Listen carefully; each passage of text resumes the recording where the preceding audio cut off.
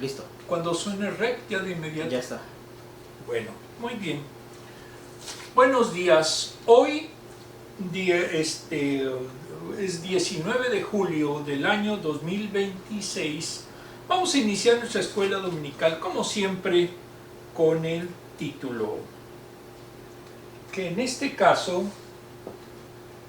es Comunión o confraternidad con los creyentes. Es la sesión 1. Muy bien. Vamos a iniciar, como siempre, con el texto en español del material del iWife de la Convención Bautista del Sur. Primeramente, nos dice la idea central: una vida en Cristo es una vida en comunión con otros creyentes. Aplicación para la vida. El cristianismo implica confesión y vida. Confesamos que Cristo es el Señor y Salvador de nuestras vidas. Esta confesión, en el poder del Espíritu Santo, transforma diariamente nuestra manera de vivir, reflejando nuestra fe. En el post vamos a ver que no lo entendemos mucho, porque de hecho, si ustedes lo ven, la de la izquierda es básicamente la que se refiere al tema que estamos viendo, y yo diría que más se parece al de la derecha. Esta vida cristiana no se vive de forma aislada, sino en comunidad. Dicho de otra manera, cuando nos unimos a Cristo, también somos unidos a su cuerpo, que es la iglesia local y global. Muchas personas dicen que se adhirieron a la religión cristiana porque aceptaron ciertos principios de la fe, pero no tienen ninguna conexión con la iglesia local. Cuando venimos a Cristo, también venimos a su cuerpo, la iglesia. Nuestra fe crece y se fortalece cuando vivimos en comunión con otros creyentes en Jesús, compartiendo enseñanza, oración y servicio. Hechos 2:42. Debido a que nuestra comunión con Cristo es fortalecida en la iglesia, nuestra comunión con otros creyentes también es fortalecida. La iglesia es la comunidad donde se cultiva y se vive el amor de Dios. De esta manera, el amor entre creyentes vence las divisiones y fortalece la unidad. Juan 13:35. La fe cristiana es personal, pero nunca solitaria. Yo no estoy de acuerdo y jamás estaré con las órdenes monásticas. ¿Por qué? Porque eso es negar el carácter del cristianismo. El cristianismo no nació para estar encerrado en un monasterio o en un convento. El cristianismo es para vivirse en plena sociedad. En la versión inglesa, que es la que le vamos a encontrar el sentido al post de la izquierda, ¿qué tal te va con tu membresía del gimnasio? Más de 72 millones de estadounidenses tienen membresías de gimnasio, pero el 67% de ellas nunca se usan. No, yo no tengo. La gente está pagando mucho dinero por algo que podría beneficiarlos si tan solo fuera. Incluso aquellos en un gimnasio, hay centro que equipos de deportes, por eso yo creo que es el post. Incluso aquellos que prefieren quedarse en el sofá con una bolsa de patatas fritas estarían de acuerdo en que ir al gimnasio con regularidad tiene sus beneficios, pero ¿vemos el mismo beneficio cuando se trata de asistir a la iglesia? Muchas personas afirman seguir a Cristo, pero tienen poca conexión con una iglesia local. Entre quienes se identifican como cristianos, el 43% rara vez o nunca asiste a la iglesia, y un 13% adicional solo asiste una vez al mes. Ninguna iglesia nos salva, y por muy involucrados que estemos en una iglesia local, solo confiando en Jesús, entramos en una relación con Dios. Pero veremos en el primer capítulo de 1 de Corintios que la fe en Jesús es una fe compartida. Cuando venimos a Cristo, entramos en comunión con otros creyentes y los beneficios son mucho mayores que cualquier membresía de gimnasio. Muy bien. Vamos allá, vimos el post de la izquierda, ya le entendimos que es referirse a un gimnasio, y el de la derecha, que todos debemos estar unidos en Cristo. Vamos ahora a ver la parte bíblica. Primera de Corintios 1, del 1 al 3. Pablo, llamado por la voluntad de Dios a servir apóstol de Cristo Jesús, y nuestro hermano Sóstenes.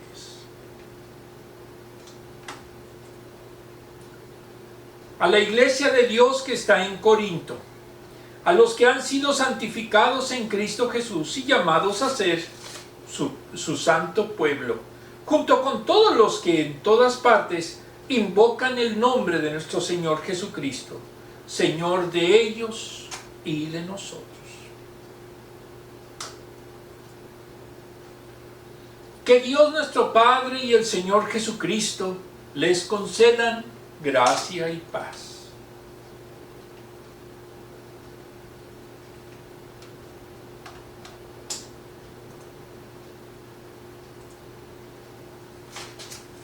Aquí en este mapa vemos dónde estaba Corintios en aquella época. Aquí está Turquía, aquí está Grecia, y en la parte sur de Grecia estaba Corintios. Muy bien, vamos a ver, contexto. La comunión o fraternidad entre los creyentes. Siguiendo el libro de dogmática cristiana de dos autores holandeses, no les puse el nombre, perdón, se mira este punto, editorial CLIE, se mira este punto se mira este apartado desde el punto de vista de la eclesiología, y nos dicen que la iglesia es la primera forma visible de la comunidad en torno a Cristo. Esta comunidad existe como invitación a participar en la comunión con el Padre y el Hijo. La iglesia tiene una característica dual fundamental, tanto de movimiento entrante, comunio, como saliente, misio. La primera, que es el movimiento entrante o de invitación, la palabra nos conecta con Cristo y como resultado recibimos una nueva identidad.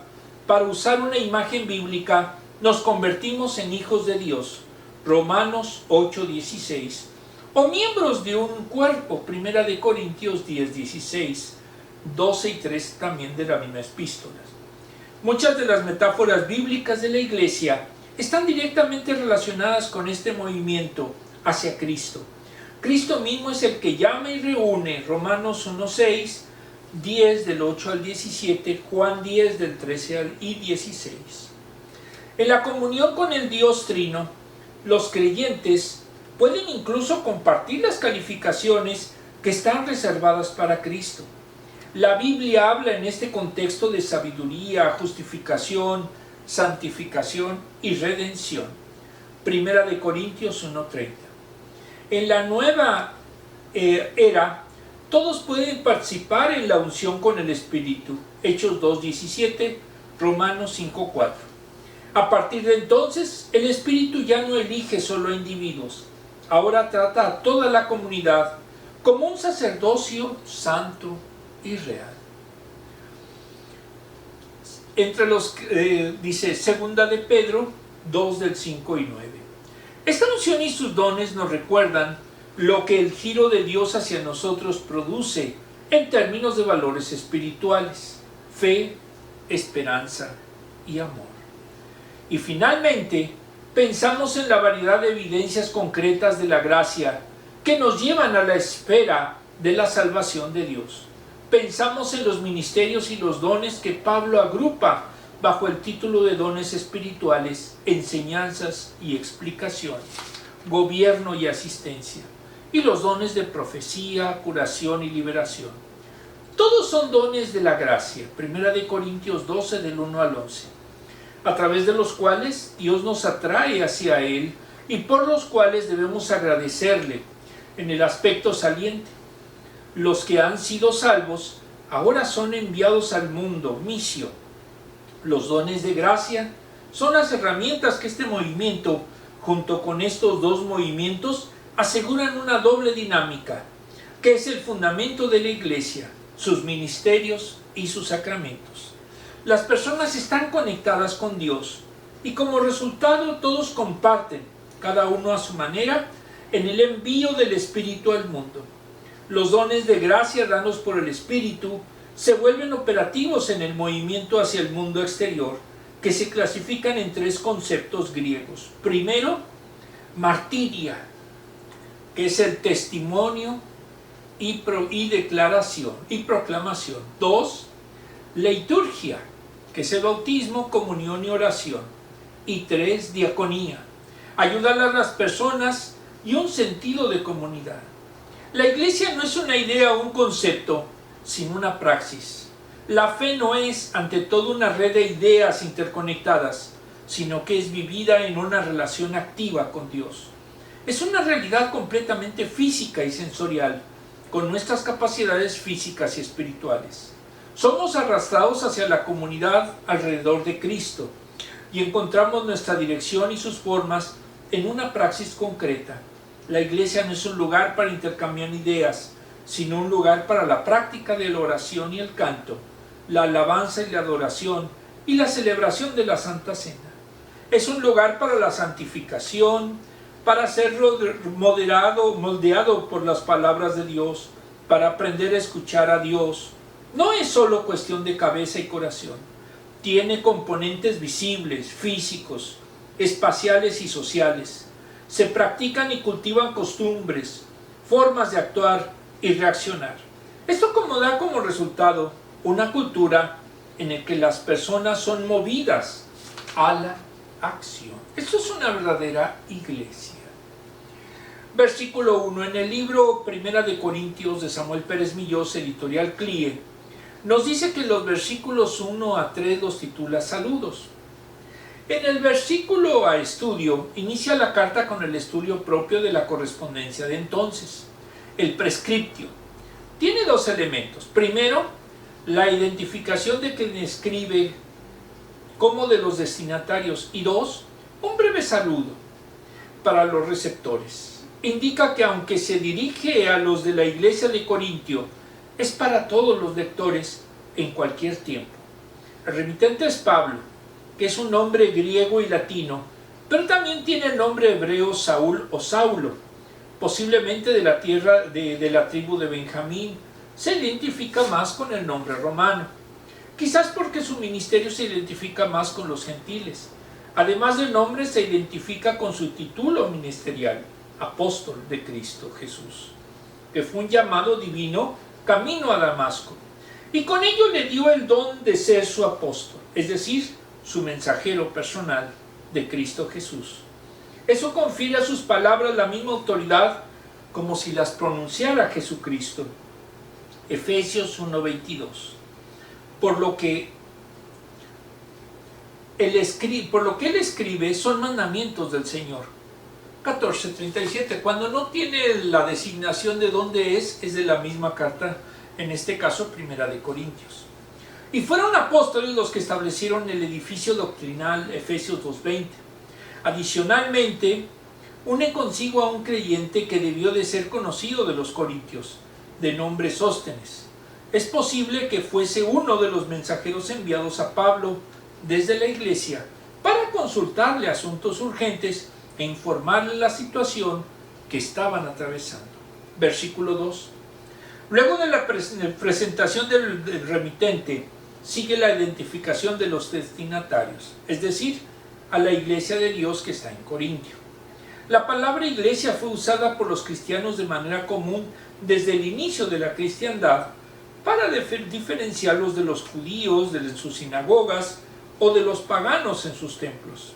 En el Nuevo Testamento se usa para designar al conjunto de creyentes elegidos por Dios, llamados por Él, salvos por Cristo, regenerados por el Espíritu Santo, que, bautizados por éste en Cristo Jesús, quedan vitalmente unidos por el mismo Espíritu para formar una unidad espiritual que se conoce también como cuerpo de Cristo. Un sentido total se le conoce como iglesia universal o trascendente. En sentido temporal se le llama iglesia local. Versículo 3. El saludo del apóstol expresa un deseo personal para los lectores establecidos en la forma habitual de la correspondencia de entonces. A la salutación añade la bendición, haciéndola descansar en la gracia y la paz, procedentes ambas del Dios Padre y del Señor Jesucristo, como expresión de saludo general. Para ellos es usado particular y peculiarmente por Pablo. Paz es utilizado para referirse al Evangelio, Efesios 6:15. También se dice que Cristo es nuestra paz, Efesios 2:14. La gracia es el modo de salvación, Efesios 2:8 y 9. Es también que por la gracia que se recibe los dones y se dota a la iglesia de los creyentes para el ministerio, Romanos 1:5. Desglose. Esto es el texto que aparece en el libro que estamos utilizando. La comunión con otros creyentes comienza en la unión con Cristo. La única manera genuina de estar en unión y comunión con otros cristianos es a través de nuestra unión con Jesús. Pablo les escribe a los santificados en Cristo Jesús. La Biblia nos muestra que un profundo tesoro en la frase, en Cristo. Eso significa que los creyentes somos cristianos porque estamos unidos al Señor. Nuestra identidad está en la persona y obra de Cristo. Esta unión es producida por el Espíritu Santo. Cuando ponemos la fe en Jesús, el fruto de esta hermosa unión es comunión continua con Dios. Una vez unidos al Señor, también nos unimos al cuerpo de Cristo, que es la iglesia. La comunión con los otros creyentes nos ayuda a crecer en santificación. Nuestro Dios es santo y su pueblo es llamado a ser santo, es decir, apartado para servir a Dios y a los demás. Nuestra santificación se da en unión con Cristo, donde somos declarados santos y no por nuestras fuerzas humanas. La santificación es una obra que Dios hace por pura gracia en nosotros. En este proceso santificador dejamos de alimentar nuestros pecados para vivir de acuerdo con la voluntad de Dios. Es importante subrayar que en Cristo, en unión con Él, nosotros ya somos santos. Por lo tanto, es nuestra responsabilidad crecer en santidad. ¿Por qué? Porque la meta del cristiano es ver a Dios cara a cara, en la ciudad celestial. Y sin santidad nadie puede ver al Señor. Hebreos 12:14. Una señal de que estamos creciendo en santidad es que comenzamos a invocar el nombre de nuestro Señor Jesucristo en todo lugar. Este crecimiento se evidencia cuando en comunión con otros creyentes comenzamos a vivir vidas que adoran al Rey de Reyes en cada ámbito de nuestras vidas: hogar, trabajo, iglesia local. La comunión con otros es fruto del Evangelio. Somos cristianos debido al poder del Evangelio. La realidad del versículo 3, gracia y paz a vosotros, de Dios nuestro Padre y del Señor Jesucristo, nos muestra que la gracia y la paz vienen a nosotros como un regalo de Dios. La gracia de Dios es su amor eficaz que nos alcanza a pesar de nuestra condición de pecadores. Este amor se manifiesta cuando el Padre envió a su Hijo Jesucristo para vivir y morir por nosotros. El Evangelio es lo que Dios hizo por nosotros. Este mensaje de salvación nos declara justos cuando creemos y nos arrepentimos de corazón de nuestros pecados. Además, produce el fruto de la paz en nosotros. El fruto de la gracia es paz interior y comunidad con otros creyentes. Sin el Evangelio no existe la vida cristiana y mucho menos la comunión profunda con Dios y con otros hermanos en la fe. Si hay hermanos que les gustan las divisiones, si hay hermanos que les gustan los pleitos, como dicen que tienen mecha corta, no son cristianos. ¿Por qué? Porque no saben amar a su prójimo. Porque no saben en su momento seguir esta palabra de fraternidad y de unión con sus demás hermanos. Cuando una iglesia se está dividida, en ese momento aparecen precisamente los lobos vestidos con piel de oveja. Aquellos que aparentan en su momento ser personas piadosas, pero que en la realidad son rapaces. Sí, yo conozco algunos. Muy bien. Vamos a ver ahora las preguntas.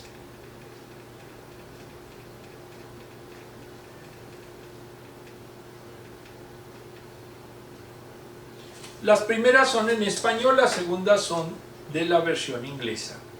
¿Qué significa estar en comunión con otros cristianos? Que verdaderamente queremos seguir el mensaje del Evangelio, y el mensaje del Evangelio es de amor entre a Dios y entre nosotros, al prójimo. Eso es el verdadero cristiano. Si no hay eso, no hay cristianismo. ¿Cuál es tu forma favorita de hacer ejercicio? Anteriormente jugaba los viernes fútbol con varios amigos. También jugaba de repente frontenis con un gran amigo que tengo, afortunadamente vive, que se llama Luis Guzmán. Y eran los dos deportes que llegaba a hacer. ¿Qué sientes al saber que Dios te llamó a ser santo junto a otros creyentes? Que somos una comunidad, pero no es una comunidad para estarnos peleando. No vamos a pensar igual, pero no podemos estar nosotros peleándonos, porque eso no es de cristianos. ¿Por qué es importante para un cristiano pertenecer a una iglesia? Porque es donde se puede desarrollar. El cristianismo no es una religión contemplativa, no es una religión aislativa, no es una religión que busque un estado monástico. Está mal. El cristianismo es social. Y social significa ayuda mutua, en todos sentidos. Muy bien, vamos a continuar. Primera de Corintios 1, del 4 al 9. Acción de gracias. 4. Siempre doy gracias a Dios por ustedes, pues Él, en Cristo Jesús, les ha dado su gracia.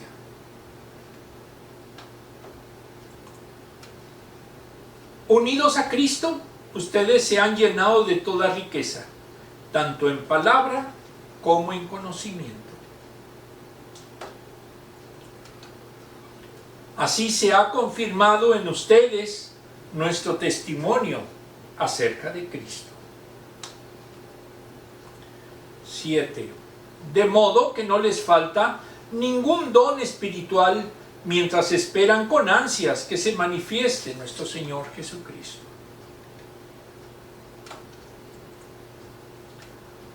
Él los mantendrá firmes hasta el fin, para que sean irreprochables en el día de nuestro Señor Jesucristo.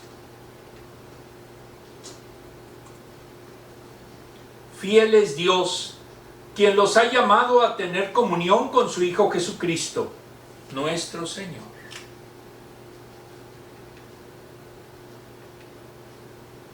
En el post, pues se ve lo que debe de ser una iglesia, unida sin importar raza, sin importar condición. Eso es lo que verdaderamente es una iglesia, una fraternidad entre los seres humanos. Versículo 4. De los versículos 4 y 9 los titula el autor Acción de Gracias. En esta epístola, antes de entrar en el tema principal, entra en un párrafo de gratitud a Dios por la labor que Dios está haciendo en la obra de la iglesia de Corinto. La oración está dirigida a Dios, quien es el que hace la obra en ese lugar. El apóstol ora siempre por los creyentes en la iglesia de Corinto. Dirige su gratitud a Dios por la gracia otorgada a quienes había salvado. La salvación de ellos se produjo, como la de todos los salvos, por la acción de la gracia de Dios. Efesios 2, del 8 al 9. Versículo 5. La iglesia fue enriquecida en la gracia, y esa riqueza es posible en Cristo. Todos los creyentes recibieron en Cristo provisión abundante de la gracia. No se está refiriendo a riquezas materiales. Es en Cristo de donde proceden las riquezas de gloria. Por lo tanto, el creyente es enriquecido por el mismo Señor que está dando las riquezas a que se refiere, son el conocimiento y la palabra. Es decir, en la capacidad de poder comunicar oralmente el mensaje del Evangelio que habían recibido. Esa proclamación encomendada a los cristianos, sin excepción, en un mundo de donde la exposición sabia de un discurso cautivaba a los filósofos, los cristianos tenían capacidad de expresar fielmente el mensaje a otros. Es decir, tenían en abundancia el uso de dones, la enseñanza y el discernimiento. Y esto constituye un verdadero testimonio de Cristo, para cuya obra exhorta el apóstol a preservar. 2 de Corintios 8:7. Si recordamos en Pentecostés, pescadores que eran en su momento algunos apóstoles, publicanos, etc., de repente podían hablar en el idioma del pueblo que escuchaba, aunque fueran de diferentes lugares. ¿Por qué? Por obra de Dios. Y esta palabra nueva que surgía precisamente de su boca, venía por esto, por la gracia y la paz de Dios. Por eso en su momento es importante que siempre estemos en comunión con Cristo. Versículo 6. El testimonio de Cristo es una forma de referirse al Evangelio predicar. Entre ellos, 2 de Tesalonicenses 1:10, 1 de Timoteo 2:6, 2 de Timoteo 1:8, Apocalipsis 1:2. Quiere decir que Dios confirmó la verdad del Evangelio en el corazón de los corintios. El mensaje del Evangelio había sido predicado por los apóstoles y en el caso del Corinto por el mismo Pablo. Esto a través de la presencia del Espíritu que hizo posible que se transformara ese mensaje en capacidad y conocimiento. Versículo 7. La gracia de Dios operó en los corintios, de tal manera que todos tenían los dones para el desarrollo de la obra y la edificación de la iglesia. Don equivale a regalo de la gracia. Los dones estaban en plena posesión y debían ejercitarse en la iglesia en Corinto. Cada cristiano tiene un don, uno o más dones de la gracia, y que no hay creyente que no haya sido dotado de dones, pues todos somos llamados a servir y ministrar con nuestros dones a los demás hermanos. 12:4 y siguientes. El apóstol dice que los corintios estaban enriquecidos, esto enmarcado ante la inminencia de la segunda venida de Cristo. El testimonio de una verdadera iglesia es la esperanza del retorno del Señor. 1 de Tesalonicenses 1, 9 y 10. Cada creyente espera la revelación o apocalipsis, descorrer el velo, que es lo que impide ver y estar personalmente con nuestro Señor. Ese momento concluirá en la revelación de Jesús en cumplimiento a su promesa. Juan 14, del 1 al 4. Versículo 8. Dios es el que confirma al creyente. El propósito divino para los suyos es presentarlos sin mancha delante de su gloria con gran alegría. Judas 24:25. Ese propósito es la plena seguridad de la salvación. Tendrá pleno cumplimiento en cada uno de los creyentes. Es posible, como pasó con los corintios, que haya varios problemas y caídas espirituales, pero ninguna cosa podrá separar al salvo de su Salvador. Cristo prometió resucitar a todos los que el Padre le da en el día postrero. Juan 6:39. Tanto Dios como Cristo operan y custodian para que ninguno de los creyentes se pierda, recordando que ambos son uno. Juan 10:30. Es trabajo de confirmación que hace del creyente es hasta el fin. No se detiene en algún tramo por dificultoso que sea la vida o el testimonio del cristiano. Dios ha establecido para los salvos que sean hechos conforme a la imagen de su Hijo. Romanos 8:29. Esa voluntad divina no puede ser quebrantada, y la afirmación de Pablo así lo confirma.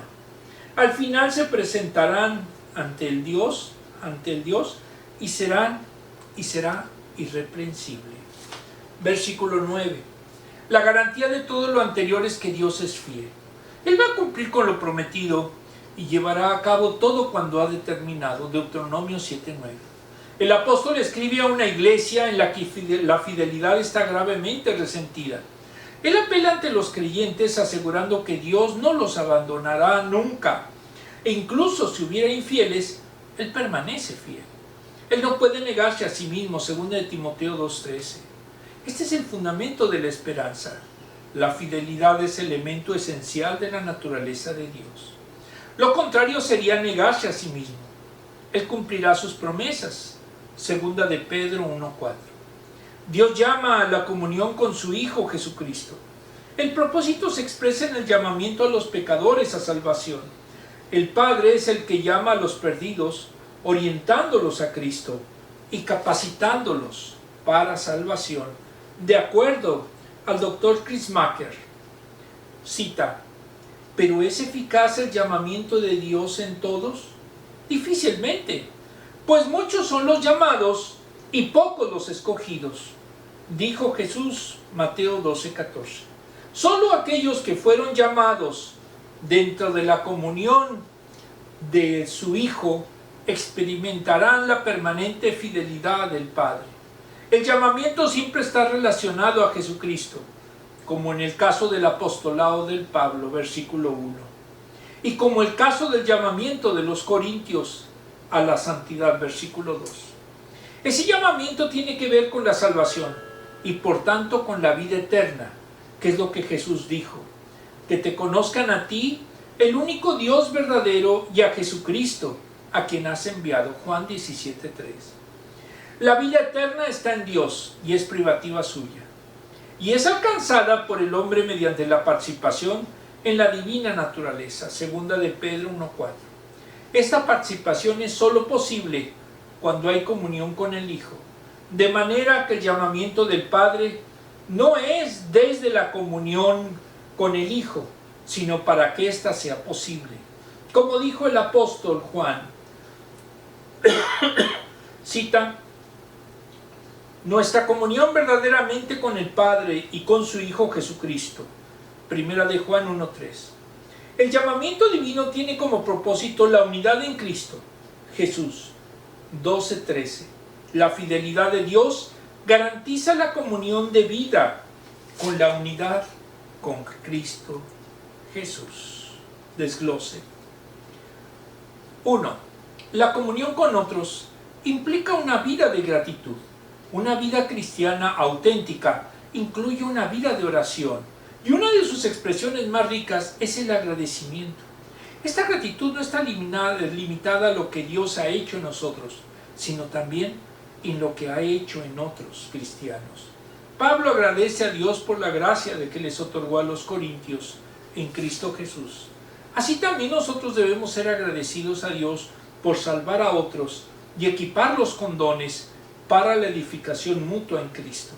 Este agradecimiento es consciente, se reconoce la obra divina en la iglesia, pero también es afectiva, es decir, cargando de alegría y admiración por la belleza del Evangelio que obra de manera personal y comunitaria. El cristiano no es envidioso. Si a un cristiano le va bien, sus hermanos deben de estar agradecidos por lo que Dios le está dando y no sentir envidia.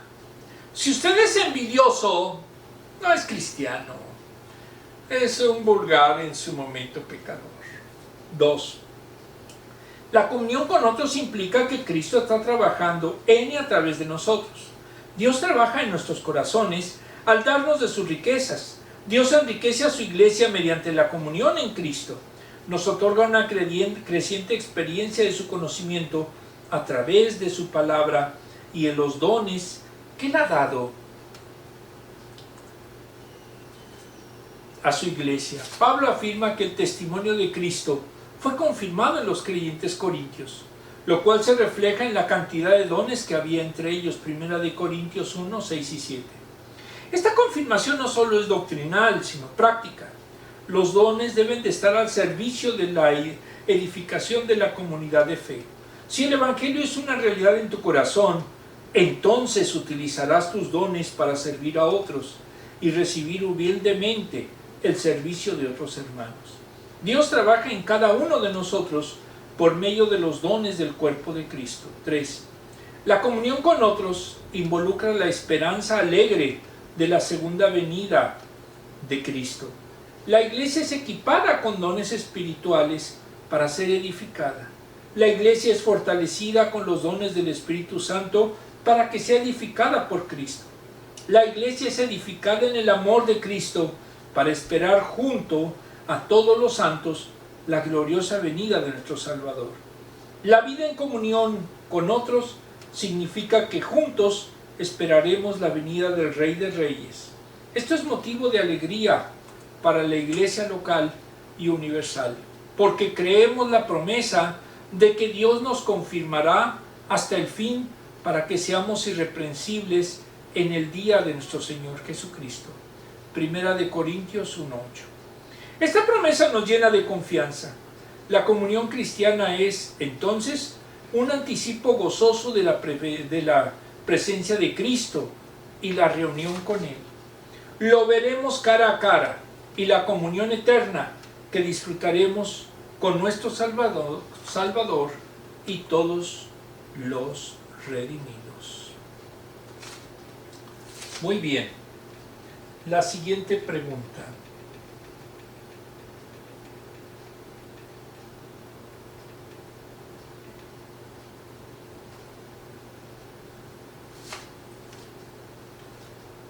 ¿Qué cosas te ayudan a crecer en una vida de agradecimiento y de comunión con otros cristianos?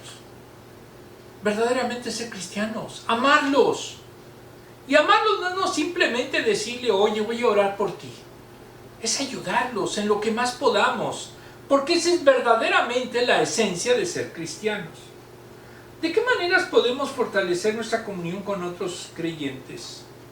Reitero, apoyándolos, porque solamente así verdaderamente reflejaremos el amor que Cristo y Dios ha tenido hacia nosotros.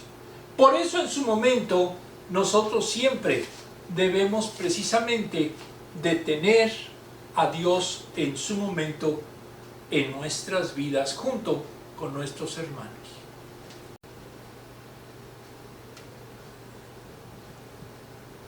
Listo, bueno, vamos a continuar.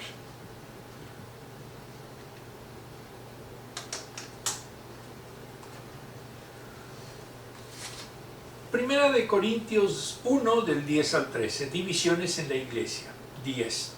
Les suplico, hermanos, en el nombre de nuestro Señor Jesucristo, que todos vivan en armonía y que no hayan divisiones entre ustedes, sino que se mantengan unidos en un mismo pensar y en un mismo propósito. Digo esto, hermanos míos, porque algunos de la familia de Cloé me han informado que hay rivalidades entre ustedes. Ay, sí están como... Me refiero a que unos dicen, yo sigo a Pablo. Otros afirman, yo sigo a Apolos. Otros, yo a Cefas. Y otros, yo a Cristo.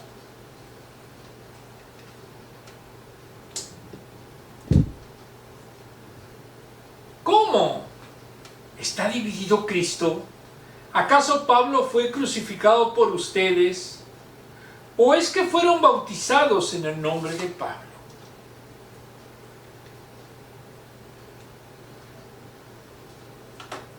No debe de haber una iglesia dividida porque en ese momento se destruye lo que es el buen testimonio que debe de tener en relación interna y externamente. Muy bien. Los versículos 10 al 17 los titula La realidad de las divisiones. En el versículo estudio, uno de los propósitos de la epístola es corregir los problemas de la iglesia. El primero es el de las divisiones internas entre la congregación. No se sabe cuántos miembros tenía. Se piensa que no era tan grande, dado que estaba en un entorno romano. Había grupos antagónicos, cismas, desintegrando a la iglesia en varios grupos. El apóstol le pide una forma diferente de comportamiento. El ruego lo hace por el nombre de nuestro Señor Jesucristo, es decir, por causa de Cristo, por su autoridad. Ya que él es un apóstol enviado por el Señor y hablando en su nombre, la primera demanda es que todos hablen sobre una misma cosa, consenso y aveniencia entre ellos. Requiere que se pongan de acuerdo, de modo que todos tengan el mismo sentir. Romanos 15 del 5 al 6. Para que exista plena armonía entre lo que hablaban, exhorta también a que cesen las divisiones, literalmente los cismas, los cuales rasgaban la unidad de la congregación. Esto por la carnalidad de ellos. Por eso les manda estar unidos. El verbo que se utiliza se refiere a reparar la red rota, Mateo 4:21. Es decir, volver algo a su estado correcto. Hay que reparar las divisiones para volver a la unidad espiritual que debe manifestarse en la iglesia. Ser una misma alma es el mejor remedio para luchar contra las divisiones. Es buscar que los creyentes tengan el mismo sentir. Es la forma expresiva para decir que todos tengan una misma alma. Como dijo Pedro, cita, finalmente sed todos de un mismo sentir, compasivos, animándonos fraternalmente, misericordiosos, amigables. Fin de la cita. Primera de Pedro 3:8. La bendición de Dios descansa sobre el pueblo que vive en unidad y armonía. Salmos 13:1 y 3. Por último, les exhorta a ser de una misma mente, es decir, un mismo estado de ánimo. La idea principal es el del estado mental. No significa que pensaran igual todas las cosas, pero sí debe entender las cosas, adaptarnos al modo de pensar al de la mente de Cristo. Eso hace posible ser de un mismo parecer, un mismo juicio acerca de lo general, dotados de los mismos sentimientos. Era la actitud de la iglesia de Jerusalén. Hechos 4:32. Versículo 11. Pablo fue informado de divisiones en la iglesia de Corintio entre los distintos grupos que había allí. Los informantes eran de la casa de Cloé. Pablo no solo informa sobre el problema, sino que da el nombre del informante. Y los líderes nos deben de ocultar de dónde surge esa información, es decir, habían sido informados. Tiene la connotación de haber sido convencido a una acción más firme por parte del apóstol. Es cierto que andaban mal, pero eran hermanos. No debían tenerse como enemigos, pues eran coherederos de la fe. Segunda de Tesalonicenses 3:15. La información recibida dice que entre los creyentes hay contiendas o rivalidades. Posiblemente no se había llegado a una división completa, pero estaban en camino a ella. Ese espíritu sectario amenazaba la buena marcha de la obra. Versículo 12. El autor titula los versículos 12 y 13 la forma de las divisiones. En el versículo estudio, mediante un uso del lenguaje, Pablo exhibe el contenido de la división, ya que los creyentes estaban comprometidos en aquel mal. Las divisiones se habían formado 4 grupos en la iglesia. Seguían a excelentes siervos, pero habían fragmentado la iglesia local y disturbando la comunidad fraternal. En modo alguno que estas personas se habían puesto como líderes de un bando, pero sí que los sectarios utilizaban sus nombres para dar entidad al grupo. La primera división era la de Pablo, posiblemente creyentes que fueron convertidos por la predicación del apóstol, y lo tenían en alta estima. Era su padre espiritual, 4:15. Él habría plantado la iglesia allí, Hechos 18 del 1 al 11. La segunda seguían a Apolos, era elocuente, poderoso, con palabras, Hechos 18, 24, 28. Procedente de Antioquía, situada en Egipto, al oeste de la desembocadura del Nilo. Apolo es diminutivo de Apolonio, y era judío educado en la escuela de Antioquía. El tercer grupo se identificaba con Cefas. Posiblemente eran creyentes judíos que menospreciaban a Pablo por confesarse seguidores de Pedro. Eran posiblemente judaizantes y querían guardar las tradiciones del pueblo hebreo. Algunos judíos no reconocían el apostolado de Pablo y consideraban como principal a Pedro, puesto que Cristo le había encomendado el inicio de la evangelización del mundo, dándoles las llaves que simbólicamente abrirían las puertas del reino. y porque Pedro acompañó a Jesús durante todo su ministerio terrenal. Para ellos Pedro era el apóstol de los judíos, Gálatas 2:8. El cuarto grupo se denominaba seguidores de Cristo. Es difícil determinar de qué condición eran estos y por qué estaba afirmando ser de Cristo. Algunos consideran que eran personas que habían vivido en el entorno de Palestina en tiempos de Cristo y quizás lo vieron personalmente.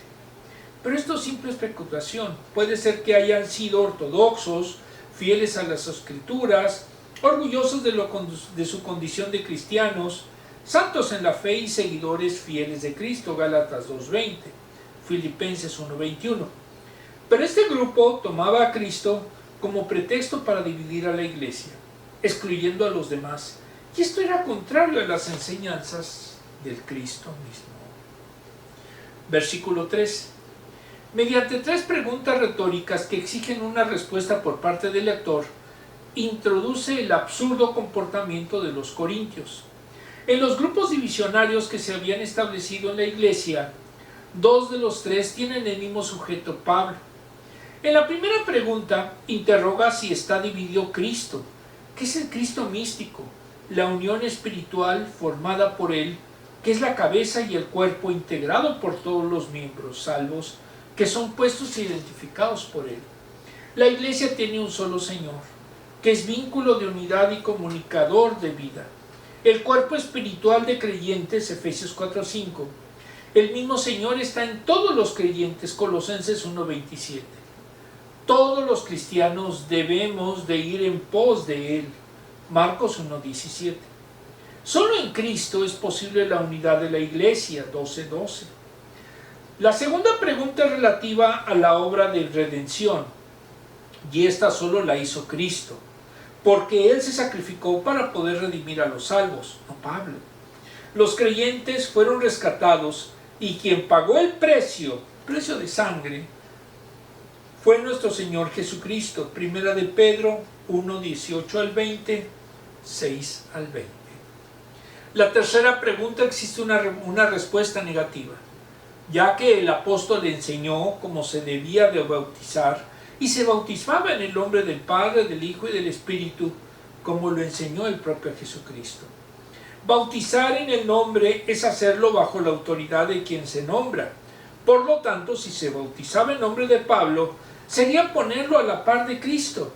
Quien bautiza a alguien hacia el nombre indica que queda a su servicio y seguimiento. De allí que Pablo pregunta a los militantes del grupo que tomó su nombre si alguno de ellos fue bautizado en el nombre o con la autoridad del apóstol. La pregunta no puede tener otra respuesta que negativa, porque el bautismo no se celebra en el nombre de Pablo. Reflexión del libro Teología Pop de Lucas Magnin, editorial CLIE. Tomamos el artículo La imagen de Jesús en el siglo XXI. Reflexiones sobre la belleza, imperfección y renovación. Escrita por el teólogo Sergio Ramírez. Parte 1. En un mundo cada vez más incierto y cambiante, en el que las tradiciones e instituciones religiosas parecen haber perdido gran parte de su influencia, la imagen de Jesús en el arte, en las series y las películas, sigue siendo una fuente de inspiración y consuelo para millones de personas en todo el mundo. Pero las representaciones de Cristo en el arte, pero también en la teología y la vida cristiana, han evolucionado a lo largo del tiempo de manera tan fascinante como extravagante.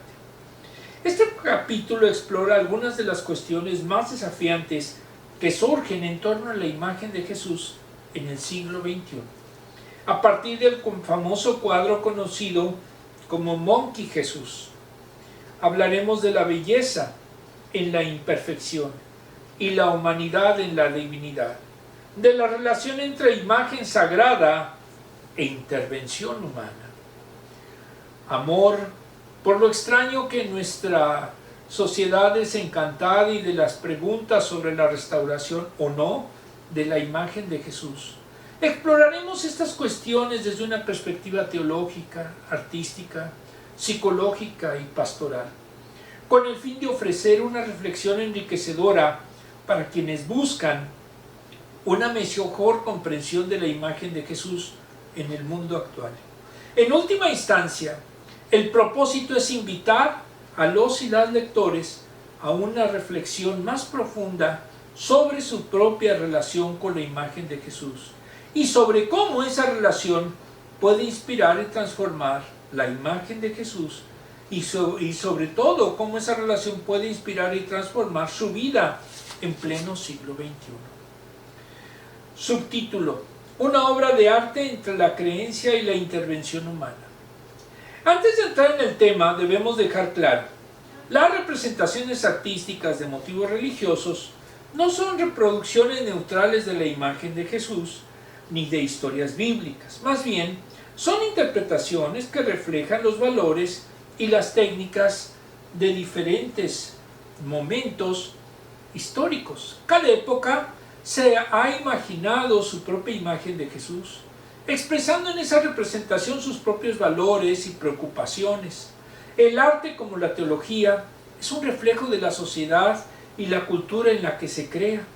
Hablar de las imágenes artísticas que se han hecho de Cristo es una manera muy potente de meditar en nuestras propias imágenes mentales sobre quién y cómo es Dios, y de reconocer también que esas imágenes siempre están limitadas, como dice Job 11 del 7 al 8.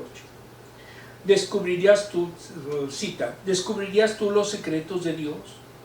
¿Llegarás tú a la perfección del Todopoderoso? Es más alto que los cielos, ¿qué harás? Es más profundo que el Seol, ¿cómo lo conocerás? Fin de la cita. Para entender la historia de Monkey Jesús, hay que hacer primero un breve recorrido por la historia del arte sacro. Se conoce como Ecce Homo a la representación de Jesús en el momento de que Pilato lo presentó ante la multitud, con la frase «He aquí el hombre», en latín Ecce Homo, tal como se describió en el Evangelio de Juan 19:5. Es un tipo de obra que se distingue por su realismo, detalle. En la Edad Media y Renacimiento se presentaba a Jesús con un rostro afligido que se reflejaba su sufrimiento y dolor. En estas épocas se enfatizaba la humanidad de Jesús y se lo representaba como una expresión serena y pacífica, como un ejemplo a seguir. En el barroco y rococó se acentuó la intensidad del sufrimiento mediante una expresión dramática. Jesús era representado con la corona de espinas, la cruz y los clavos en las manos y los pies, en actitud de dolor y sacrificio.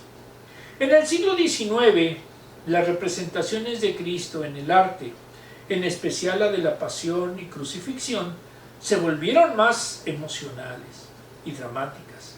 Se enfatizaba el dolor de Jesús, sus heridas y las marcas de su cuerpo, en una actitud de sufrimiento y abandono. La historia de Monkey Jesús empieza en el Seminario de la Misericordia, ubicado en el pequeño pueblo llamado Borja, en España. En esa iglesia había un mural del Ecce Homo, pintado al óleo por el español Elías García en 1930. La técnica que usó no era adecuada para un mural, no estaba pensado para durar, así que con el paso del tiempo sufrió un gran deterioro. El Ecce Homo de Borja, una población de unos 5.000 habitantes, jamás hubiera sido mundialmente conocido si no fuera porque en el año 2012 Cecilia Jiménez, una señora de 81 años, aficionada a la pintura, quiso restaurar la obra. Ay, doña Cecilia. Cecilia no tenía el conocimiento técnico para emprender una restauración apropiada de la obra y no pudo reproducir los trazos del rostro de Cristo. Fue así que aquel Ecce Homo se convirtió en otra obra. El cambio de la pintura original fue tan grande que las autoridades de Borja creyeron que se trataba de un acto vandálico. La restauración fallida se convirtió en un meme, uno de los íconos más reconocidos del siglo XXI. La pintura de Cecilia se parecía bastante a un mono. El Cristo de Borja comenzó a ser conocido justamente de esa manera, Monkey Jesús. El arte religioso siempre ha intentado acercarse a lo divino a través de la expresión. Nos ofrece imágenes con las cuales conectar. Vamos a ver cómo era la pintura ya deteriorada y vamos a ver cómo quedó la pobre. Esto es verídico, no es un invento.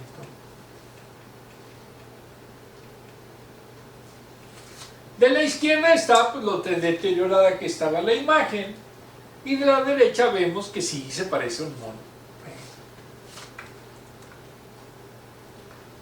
Desglose. Tristemente, la vida de una iglesia cristiana puede debilitarse cuando se descuida el llamado de Cristo a vivir en unidad con los demás miembros de la iglesia. Esta unidad no significa uniformidad ni que seamos copias en serie. Dios nos creó con una personalidad y dones únicos que deben reflejar su gloria.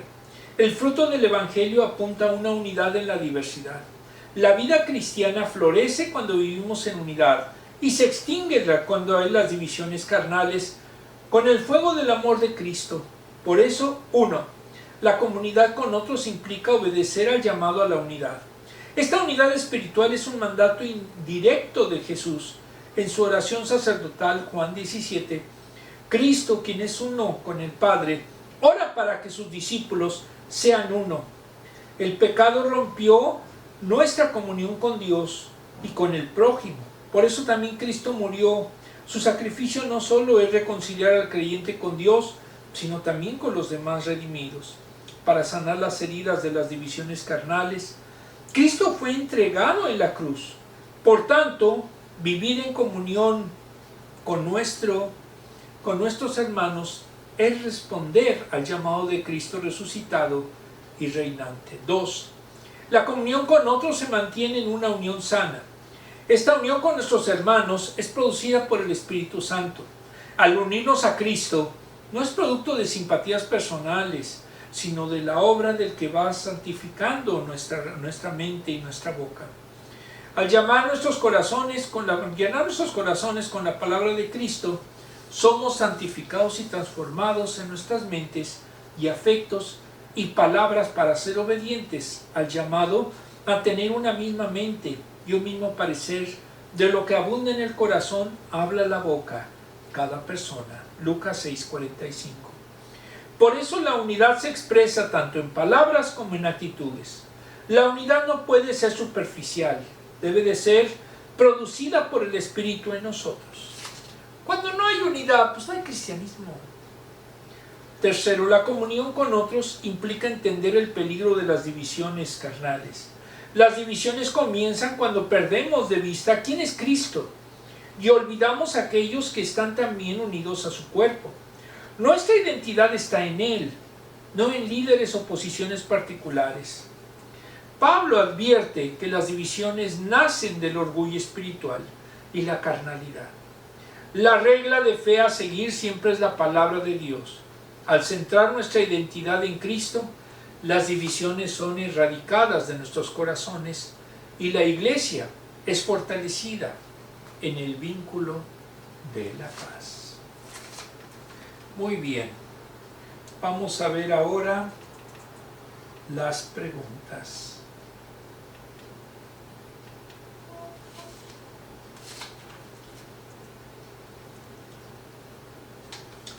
Primera, ¿cómo podemos mantener la unidad ante la diversidad de miembros de la iglesia? Con amor y sobre todo con estudio. Si realmente en la iglesia no hay estudio profundo, pues nunca se va a poder haber una verdadera doctrina unificadora, sino que cada quien va a pensar cómo se le pague, cómo le plazca.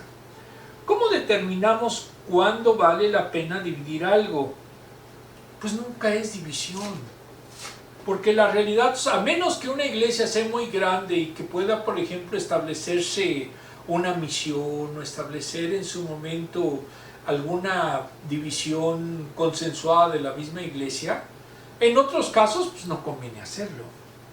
¿Por qué las divisiones carnales son un verdadero peligro tanto a nivel personal como también comunitario? Porque solo son pasiones. El hombre es orgulloso, el hombre es egoísta, el hombre le interesa en su momento que prive su voluntad. Pero el cristiano no debe de serlo, porque entonces deja de ser cristiano.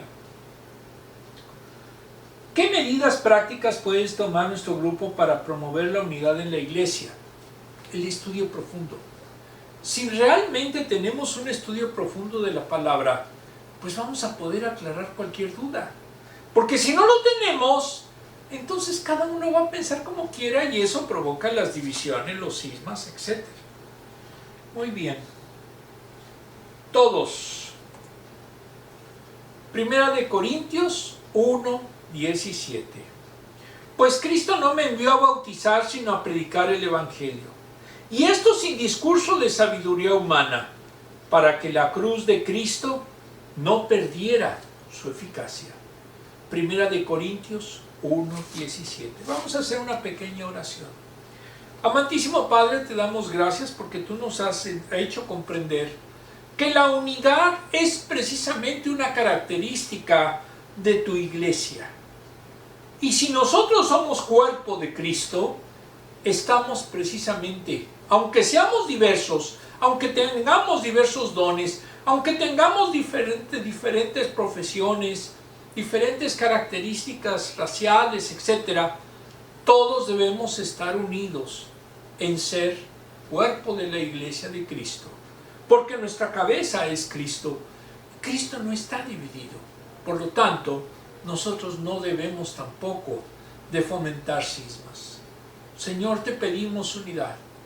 Te pedimos también que tengamos pleno conocimiento de lo que está en su momento sucediendo en los corazones de los hermanos, para que no haya cismas ni divisiones que hagan de tu iglesia un movimiento o un momento triste en tu obra. Todo esto, Señor, te lo pedimos en el sagrado nombre de nuestro Señor Jesucristo. Amén. Nos vemos el próximo domingo.